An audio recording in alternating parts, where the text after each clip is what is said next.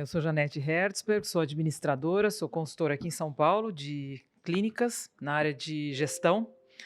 Comecei a conversar com clínicas médicas de maneira geral na área de sucessão, sociedades e sucessão, e foi uma experiência muito interessante porque eu comecei a falar sobre isso e todo mundo ficou olhando com uma cara de ponto de interrogação para mim, mas do que essa mulher está falando, né? E eu percebi que tá, já está aqui? Já, beleza. E eu percebi que os médicos tinham uma grande dificuldade de entender que a clínica era um negócio que estava em suas mãos. E isso é em contrapartida a ter um lugar onde eles iam trabalhar. Então, montava uma clínica para ir trabalhar na clínica, mas não é necessariamente um negócio que ele está tocando. Então, com esse viés que eu comecei a perceber, comecei a atuar um pouco mais na área de administração, mas, na verdade mesmo, minha paixão mesmo é falar de sociedade e sucessão. Até escrevi um livro sobre isso, mas vamos lá. Qual é o futuro da minha clínica? Na verdade, essa é uma grande pergunta que normalmente é feita lá para frente, depois de 30 anos de trabalho, 40 anos de trabalho, eventualmente. Como é que eu tenho que decidir isso? E essa é uma decisão muito pessoal, não tem jeito de terceirizar. Não tem jeito de terceirizar. Trouxe algumas frases aqui. O futuro é construído pelas decisões que tomamos no presente. Decisão é a escolha de uma ação e faz parte de um processo. E é possível melhorar os processos decisórios. A gente pode estruturar esses processos decisórios. É necessário ter uma metodologia e estruturação. Então, a ideia hoje é tentar dar uma pequena pincelada aqui nos meus 20 minutos em como estruturar esse pensamento de sucessão. Em primeiro lugar, eu quero saber qual é o chapéu que cada um aqui tem na sua clínica. E eu estou falando agora dos médicos que têm uma clínica. Na verdade, eu separei em quatro chapéus diferentes, com o mesmo médico com 4 papéis diferentes dentro da sua clínica. Primeiro, investidor, em que a clínica é um negócio. Em vez de investir em ações da Petrobras, da Vale, da Coca-Cola, do Facebook ou qualquer coisa assim, quando normalmente os residentes saem dos cursos e das especializações, resolvem montar uma clínica, ele está resolvendo investir tempo e dinheiro no negócio dele. Poderia pegar esse dinheiro, pôr na poupança ou numa ação, mas ele está investindo na sua profissão. E, portanto, ele tem que ter um retorno do seu negócio. Ele tem que ter um retorno desse capital, seja no capital que ele está investindo, seja em dinheiro ou em tempo, mas ele está investindo bastante... eu vou falar bastante coisa, mas, na verdade, quando um médico investe na sua carreira e na sua clínica, não são só coisas materiais, é todo o envolvimento pessoal, mental, da sua personalidade e um investimento grande. Ele tem um risco financeiro, teria que existir um vínculo entre investidor e clínica de uma visão racional, econômica. Eu falo isso porque eu estou nesse momento atendendo uma clínica de odonto e passa a léguas de distância entender que tem que ter uma decisão do que se quer com aquela clínica. Então ela me fala assim, a dona da clínica fala assim: Janete, o que é melhor para mim? Eu não sei o que é melhor para você. Eu posso ajudar a pensar, mas quem vai chegar à conclusão do que é melhor para você é você mesmo. Eu não tenho como decidir por ninguém. Mal e porcamente eu posso decidir por mim, mas eu não consigo decidir pelos outros. Os outros é que têm que entender a natureza das suas decisões, dos seus desejos, do seu gostar, do que anima de fazer, do que é gostoso, do que quer realmente fazer. Quando a clínica não é você, nem uma extensão sua. Então, essa é uma visão racional. Se eu sair, a minha clínica continua? Por exemplo, é uma pergunta. Ou ela só depende de mim? Então, o que eu vou fazer com isso? Então, quando eu estou olhando com um olhar de investidor, eu tenho que pensar, eu não sou a clínica é um órgão e eu sou uma outra pessoa, que não tem nada a ver uma coisa com a outra. Claro que pode ter enquanto eu sou médico lá, mas, em princípio, teria que se separar. Vamos chamar a segunda parte de emprego. que na verdade é quando o médico efetivamente presta o seu serviço, faz um atendimento médico. Então, é o seu ganha-pão, toma decisões eventualmente de curto prazo, mas as decisões são muito mais na área técnica da medicina. O vínculo entre empregado e clínica é de dependência, então ele só está a relação dele com a clínica eu tenho que ir lá para trabalhar e a clínica precisa de mim para que eu preste os serviços. A clínica é você e você é a clínica. Tem a realização pessoal. Eu vou ter um quadro que fala um pouquinho de maneira diferente, que é o próximo slide, mas é uma obrigação da gente, como profissional, e não importa que profissão e em que área, da gente ser feliz naquilo que faz e, eventualmente, se sustentar com aquilo que faz. Então, isso é muito importante quando você está decidindo o que você vai fazer na sua clínica.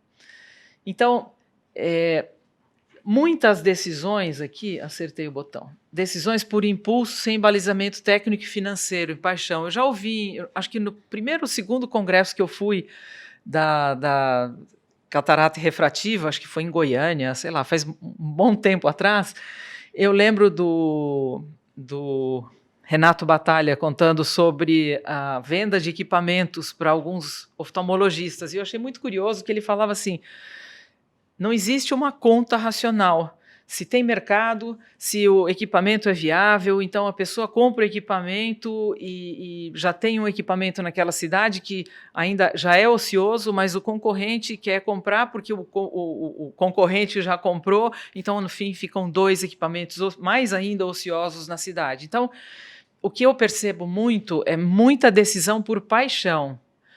Ah, Janete, eu contratei mais um funcionário, mas qual a função que você tinha? Não, na verdade ele saiu do concorrente, então eu precisava contratar aquela pessoa. Mas você sabe se ele foi mandado embora? Ou se o que aconteceu? Por que essa... Não, mas eu precisava contratar. Então isso é uma coisa que a gente vê demais, que está associado a essa coisa de eu vou na minha clínica trabalhar, então eu decido do jeito que eu tenho que decidir, o que eu quero decidir. É o meio de eu poder fazer o que gosto do jeito que gosto. E o gestor que faz, na verdade, a gestão da clínica, e normalmente também é o médico que é responsável por esse olhar pela administração da clínica, mesmo que tenha um gestor profissional, ele tem que fazer funcionar, mesmo sem exercer a medicina, quer dizer, ele tem que fazer acontecer. Ou ele normalmente acaba fazendo tudo junto, né? Gerir a clínica, atender paciente, falar com os convênios, falar com os órgãos acreditadores e todas essas pessoas. Então, é uma mistura de atividades que eu acabei colocando aqui quatro papéis bem distintos, que eu acho que agora eu vou conseguir caracterizar melhor. O investidor, como eu disse, deveria receber lucros. Então, ele pode trabalhar com médico ou não na clínica, ele deveria ter o lucro. Então, ele faz o balancete, joga todas as despesas, o que achar de resultado, ele divide com os sócios. O médico deve prestar serviços e receber honorários. O administrador deve trazer resultados. E a pessoa tem que ser feliz. E, na verdade, aqui, quando eu estou falando com um médico que exerce esses quatro papéis, esses 4 chapéus, né? Esse aqui, na verdade, é o mais importante, porque, na verdade, são as emoções que regem as nossas decisões. Então, quando a gente compra um carro, a gente quer da cor vermelha, 4 portas, com um porta-mala enorme ou pequeno, automático ou não, que seja que seja econômico, etc. Se a gente fosse olhar isso, então, eu falo assim, bom, eu moro em São Paulo, talvez um Fiatzinho pequenininho serve, porque o meu objetivo, qual é do meu carro? É me levar de um ponto para o outro, mas eu vou lá e compro uns Rolls Royce. Não é uma decisão racional, eu adoraria ter um Rolls Royce, então eu vou lá e compro. Então, isso aqui, na verdade, claro que eu estou usando um exemplo bem radical, mas é isso aqui que influencia o resto das nossas decisões. E isso é muito importante a gente ter noção, porque na hora que a gente vai decidir alguma coisa na clínica, a gente tem que pensar muito bem em que papel a gente está exercendo naquele momento. Então, por exemplo, como sócio, na hora de comprar um equipamento, eu tenho que ter certeza que esse equipamento vai ser rentável, que ele é viável, que vai atender os padrões dos clientes, um padrão de qualidade para os clientes. Talvez ele não seja o top de linha, talvez seja um equipamento mais simples, mas ele vai atender o que eu estou precisando.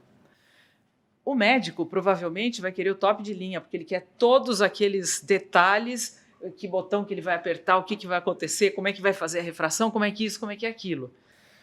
O administrador vai falar assim, bom, eu quero comprar um nacional, porque eu não quero ter problema com dólar, eu não quero ter problema com alfândega, eu não quero isso, eu não quero aquilo. Vai fazer uma conta e, no fundo, é esse aqui que vai dizer a nossa quarta parte aqui do coração, que vai dizer, não, eu vou comprar aquele bom mesmo, que é esse aqui, porque afinal eu sou médico, eu quero ter o melhor. Então, na tomada de decisão, isso aqui é muito importante, a gente ter bem claro e bem objetivo isso. É difícil, é muito difícil, porque a gente tem que lutar contra a gente mesmo, especialmente quando a gente faz todas essas funções.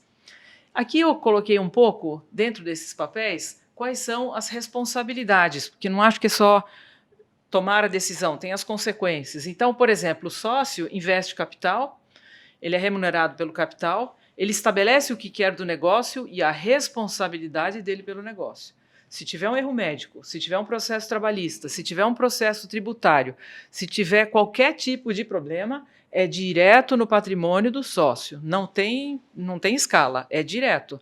Talvez vocês conheçam os aspectos trabalhistas hoje. Processo trabalhista, o juiz vai lá, abre a sua conta e bloqueia o seu dinheiro. E se não tiver no seu, vai no seu sócio. E se você for casado com comunhão de bens, ou se for casado, ou se sua esposa ou seu marido tiverem na conta ali do banco, é o bem dele que também pode ser bloqueado. Então, é uma coisa bastante séria. E eu acho que isso não é muito visto aqui no Brasil. Eu acho uma coisa muito curiosa, pulando um pouquinho para a sociedade, hoje em dia se fala muito de colocar o médico como sócio, né, com 1% apenas para pagar e não precisar pagar os impostos todos. A curtíssimo prazo é uma excelente alternativa, mas a médio e longo prazo eu acho um horror, porque os problemas societários aparecem, e isso entra muito aqui nessa responsabilidade do negócio.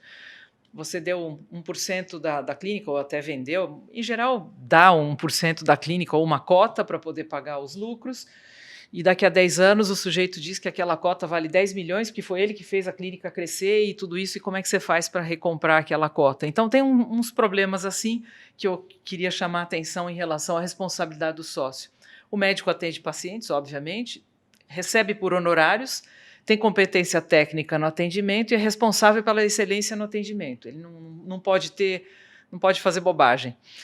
O gestor administra a clínica, recebe usualmente um salário, busca eficiência e rentabilidade e é responsável pelo alcance dos objetivos que foram estabelecidos aqui pelos sócios. E o ser humano deveria fazer o que gosta, deveria ter prazer e realização, trabalhar num ambiente bom e especialmente responsável pela sua felicidade. Tenho visto muitas clínicas em que eu vou conversar com os sócios e esse pedacinho aqui não é tão verdade, é a última coisa que ele está pensando. E isso é triste, porque aí todas as decisões aqui elas são afetadas. E, infelizmente é assim mesmo, mas a gente procura tentar achar esse caminho. Mas vamos falar um pouquinho sobre esse futuro que eu falei que eram os pilares, né? Do que depende esse plano de sucessão, esse plano de como é que minha clínica vai continuar. Eu tenho que ter um significado de propósito. O que eu quero, o que é essa clínica para mim, e o que é essa clínica para o mercado, e como é que eu vou fazer como é que eu vou gerir essa clínica. E aqui eu insisto nisso aqui, porque eu tenho trabalhado em alguns casos de sucessão e também de compra e venda de clínicas, de cotas e tudo isso. Isso aqui é uma coisa muito complicada, decisão econômica versus decisão emocional. As decisões, quando são econômicas e racionais, você consegue fazer. Então, eu tenho vários pedidos de clínicas, me dá o valor da minha clínica, qual é o valor da minha clínica? Eu consigo, existem algumas metodologias, eu consigo determinar o valor da clínica. Aí eu estou com uma clínica, nesse momento, achei o valor da clínica, fiz lá um monte de cálculos, não sei o quê, a dona me ligou, Janete, eu acho isso muito pouco. Eu falei, tá bom, vamos discutir os critérios, os padrões, o que, que a gente usou, o que, que não usou. Mas eu falo assim, por que, que você acha pouco? Não, porque minha clínica tem 30 anos, a minha clínica é isso, ela é top de linha, ela é isso, ela é aquilo.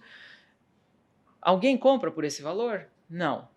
Alguém está interessado por esse valor? Não. Então aquela clínica não vale. Então, aonde que entra aqui? Nessa parte emocional, em fatores subjetivos. Mas eu trabalhei 30 anos na minha clínica. Sim, trabalhou, mas o que eu posso fazer? Os números são números. Eu posso melhorar um pouquinho, tem o intangível, o goodwill, etc., que a gente tem algumas formas de calcular, mas isso aqui atrapalha pra caramba, na verdade, as decisões, porque a clínica, meu segundo, terceiro filho, sei lá, ele vale muito mais do que está sendo colocado nos números. E isso é importante a gente ter uma certa frieza e olhar para isso. O que é meu amor e o que é a minha razão aqui. Então, eu fico tentando entender, a primeira coisa quando eu vou nas clínicas é o que você quer, né? Para o médico que está pensando numa sucessão, está pensando em vender uma parte ou alguma coisa assim, eu estava com um filho que quer entrar na clínica, eu quero ter menos dor de cabeça, cansei, enchi, quero me aposentar, quero preparar a transição para daqui a tanto tempo, quero crescer. E isso eu vou dizer uma coisa, é lucro quando alguém me fala alguma coisa dessas. Ah, eu quero tocar minha clínica. Normalmente é isso que eu ouço. E isso... Mas assim, como? Você quer até os 95 anos? Até quando que você está pensando ir? Eu falo, não pensei, então vamos pensar, pessoalmente e como a clínica. Como é que é? Continuar como está? Quer crescer, expandir, vender, sair como sócio, como médico, vender e continuar, associar, encerrar? É muito importante, não existe uma resposta certa aqui. O que é importante é pensar sobre esse processo, porque em algum momento essa resposta vai aparecer naturalmente, mas só achar, como eu estou tendo uma clínica que deixa como está para ver como é que fica, não vai funcionar, não vai funcionar. A pessoa já está querendo sair, fala assim, eu vou pôr uma pessoa aqui dentro e vai fazer tudo o que eu faço. Não é só isso, ela tem esses dois papéis, ela é dona e ela é, no caso, dentista. Muito bem, você vai colocar alguém que vai atender os seus pacientes, entendi, mas os seus relatórios financeiros não são transparentes, então você vai ter que dar uma transparência, porque a pessoa vai ficar sua sócia. Quem que vai mandar na secretária? Quem que vai dizer que tratamentos que vão ser trazidos para cá, que áreas que vão ser trazidas para cá? Então, isso tudo precisa ser pensado. E não pensar, deixa como está para ver como é que fica, significa navegar ao sabor do vento, o que não significa um futuro conhecido, né? Queria trazer aqui só um exemplo rápido, bem rápido, de uma diferença entre fechar e fazer uma transição, passar essa clínica para alguém. Se você fechar, provavelmente você vai devolver o imóvel se é alugado, se não for alugado, você vai vender ou dar algum outro destino, vai dispensar as pessoas, vai encerrar alguns contratos, tipo água, luz, telefone, gás, internet, aquela pilha de contratos. Tem que manter a contabilidade até o final. Você vai ter um gasto X aqui, não importa aqui nem a ordem de grandeza nesse momento. Quando você fizer a transição, você talvez possa ser um doutor modesto, doutor médio ou doutor super. Aqui eu estou falando de honorários, tá? Então o doutor modesto fatura 15 moedas, o doutor médio 30, 60 ou super 60. Você acha um lucro, você tem um lucro anual. Se você vender a sua clínica por 3 anos, você vai ter um valor de 180 que vai entrar para você, comparado a um valor que você está pagando mês a mês. Então, essa é uma conta muito simples, muito rampeirinha, para mostrar o tipo de decisão que deve ser tomada. Agora, para você fazer isso, não adianta falar assim, hoje, amanhã eu quero vender minha clínica, e depois da manhã vender. Não, isso não funciona assim. Você tem que estar com uma gestão bem feita, tem que estar com um sistema de agenda funcionando, um sistema financeiro funcionando, ter as contas transparentes, ter relatórios e tudo isso. Então, quais são as alternativas de ação agora e depois? Eu, uma vez, já faz um tempinho aqui, em 2007 vi essa entrevista, mas eu achei um texto que é válido sempre. O mais importante era certificar que o negócio estivesse bem administrado, porque a estratégia para o futuro não tem sentido se a empresa não funciona bem no presente. Então, o recado aqui é assim, a empresa tem que estar sendo bem gerida agora, daqui para frente. Por quê? Da mesma forma que a gente vai numa concessionária de carro e pergunta tudo, qual é a relação quilômetro por litro, custo de manutenção, qual é a garantia, qual é o prazo de pagamento, tudo isso, alguém que vai vir ver sua clínica também vai querer saber tudo isso aí. E se você não tiver isso bem feito ao longo do tempo, a pessoa eventualmente vai se desinteressar ou vai falar, não, isso aqui vale muito menos do que você está falando, que você não tem como comprovar. Então, o que tem que ser considerado? Fazendo um resumo aqui do que eu estou falando, tem que ser considerado um ciclo de vida de cada um. Então, em que momento eu estou mais envolvido com o quê? No começo da clínica, vamos dizer, quando a clínica é fundada, está muito mais ligado a operacional, todo dia. São os médicos ali atendendo um atrás do outro, etc. Ao longo do tempo, você vai adquirindo equipamentos, vai acrescentando serviços, vai fazendo outras coisas, você acaba tendo um olhar muito mais estratégico e, de certa forma, deveria dedicar um certo tempo para a gestão e administração da sua clínica. E eu tenho esse ciclo sob controle? Eu consigo determinar ou perceber o que está acontecendo? Isso é muito importante. Porque, ao longo do tempo, e isso é uma coisa que eu acho muito engraçado, toda vez que eu vou nos congressos lá de catarata e refrativa, alguém vem conversar comigo, dizer que já resolveu esse problema da sucessão e que já fez um contrato entre os acionistas e que já fez isso, já fez aquilo, ou entre os cotistas. Eu falei assim, mas está resolvido para agora, né? Como é que vocês fizeram, vamos dizer, você se formou, montou a clínica, casou, fez viagens, teve filhos, eventualmente se separou, investiu numa casa, investiu num hospital, fez pesquisa, fez grandes investimentos. Agora vem a próxima geração. Como é que isso funciona em relação à clínica? A clínica não é uma coisa estanque nesse sentido da sua vida. Por quê? Porque a clínica eventualmente precisa de equipamentos de ponta, precisa uma nova sede, quer montar clínicas satélites, tem concorrência vindo por aí, tem convênio que vai apertando cada vez mais, tem novos sócios para entrar. Como é que isso acontece ao longo do tempo? Como é que você rege a entrada de filhos na sua clínica? Como é que você rege a saída de sócios? Como é que você rege uma mudança de sede? Ou abrir novas clínicas. Se você não estiver bem preparado com isso, não tiver um contrato bem feito, e normalmente se faz o contrato social, que é o obrigado a se fazer para constituir uma empresa, mas ali constam coisas que devem ser públicas, que qualquer pessoa pode consultar. Mas o ideal é fazer um contrato de gaveta, que não significa que não seja formal, mas ou que seja alguma coisa ilícita, não, muito pelo contrário, fazer um contrato, um acordo de cotistas, e eu gosto de chamar de regras de convívio, o advogado chama acordo de cotistas, que é justamente tudo aquilo que estabelece a intimidade da sociedade, como entra sócio, como sai sócio, como compra equipamento, como estabelece parcerias, ou como é que decide, se é por maioria, se é por unanimidade, as coisas importantes da clínica. Então, de repente, em algum momento, vocês como sócios falam, mas a clínica é lucrativa? O lucro, conforme o chapéu usado, satisfaz? Vamos dizer, como investidor, o lucro está bom? O que eu percebo é que as clínicas nem sabem quanto tem de lucro, a maior parte das clínicas. Por quê? Eu já vi isso várias vezes, bastante em oftalmologia também. Estou conversando com a gerente da clínica, chega o médico, fulano, preciso pagar, tudo bem? Aí, tudo bem, preciso pagar alguma coisa hoje? Precisa, doutor, tem essas contas aqui. Ele puxa do bolso os cheques dos pacientes. Quanto é? 2.000? Ah, não, sobrou aqui, tem 2.100 aqui, ainda você está me devendo R$100. Eu fico horrorizada com isso, porque a clínica não sabe mais de que paciente é o cheque, para onde ele vai, se o cheque voltou, se não voltou, e se esse cheque vai ser aquele que vai até o feirante. Eu digo até o feirante porque estava discutindo, aqui em São Paulo tem muita feira de rua ainda, feira de fruta, verdura. Estava discutindo, imagina, num sábado à noite, que eu achava um absurdo que ainda tem, porque com o trânsito fica um inferno, onde tem aquela feira. E uma amiga minha me falou, psicóloga, falou assim, Deus me livre acabar a feira. Eu falei, por que não?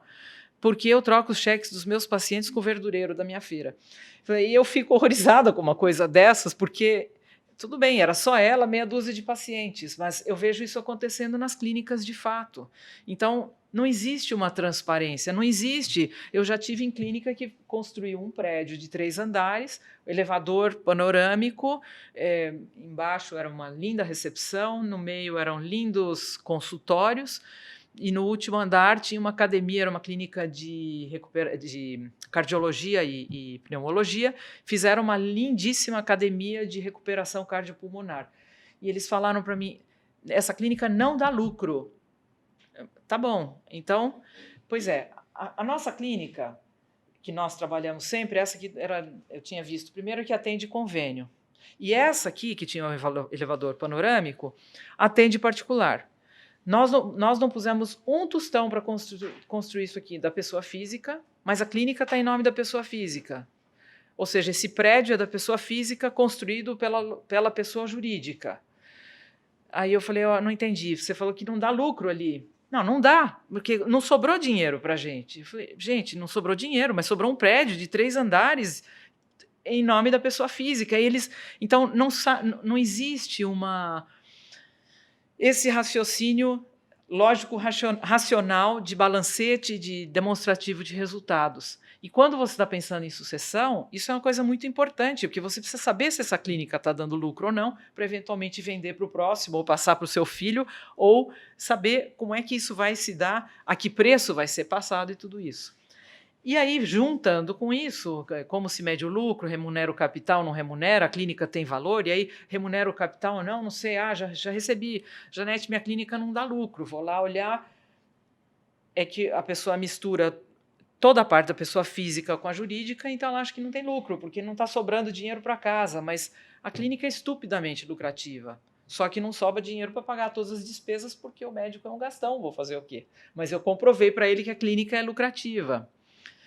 Então, nesse pensamento, voltando à sucessão, tem que se pensar, eu quero continuar como empreendedor, eu quero continuar como médico, eu quero continuar como gestor. O importante aqui é entender o seguinte, como qualquer outro negócio, a clínica tem valor. E se ela tem valor, eu tenho que aproveitar o máximo desse valor para eventualmente repassar para um sucessor. E aí eu venho com essa... Quem assistiu minhas palestras em qualquer congresso sabe que esse slide aí ele já é de carteirinha. Quem não mede não conhece, quem não conhece não controla, quem não controla chuta, quem chuta não faz gestão. E esse é um problema sério que está relacionado, eu quero voltar sempre ao tema dos pilares da sucessão. Se você não tem os números, fica muito mais difícil você suceder, especialmente para um terceiro. Se for para a família, tudo bem, já vai entrando naquele batidão, não tem problema. Não tem problema entre aspas, porque quanto vai pagar para o filho? Qual é a remuneração dessa pessoa que está entrando? Filho, sobrinho, sei lá. Então, para se pensar nesse valor, por que a clínica é um negócio? Porque ela tem carteira de pacientes, tem contrato com convênios, tem nome no mercado, tem local conhecido, tem lucro e tem todos os outros problemas tributários, trabalhistas e etc. Não são só as coisas boas, né? Tem as coisas ruins. Mas isso aqui caracteriza um negócio. E qual é a vantagem dessa ideia da sucessão? Para aquele que é o sucedido, o médico que está repassando a sua clínica, ele está resolvendo um problema de patrimônio, porque já me aconteceu para mim ligar para um médico meu e a secretária, o doutor parou de trabalhar. Ele parou, mas ele está bem? Não, ele está bem, ele só decidiu de ontem para hoje parar de trabalhar. Eu falei, então tá. E agora, para onde eu vou? Ele falou assim, boa sorte, né?